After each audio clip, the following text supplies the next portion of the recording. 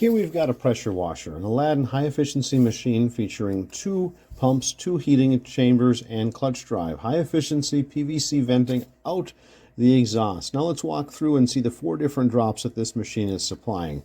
As you'll see, we follow down here. The high-pressure tubing tees off with 1 drop going down for outside and the other one supplying the trolley system that goes over. This will allow the washer to easily go back and forth along the piece of equipment without dragging a hose in the ground as they go. Now for some summer particular projects outside here, we've got this ball valve that isolates this drop, but we've got a hose reel mounted out here along with a wand holder remote and everything we need so we can effectively wash.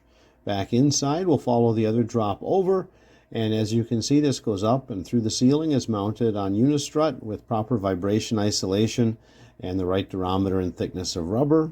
It supplies another trolley system to allow the other side of this wash bay to be utilized.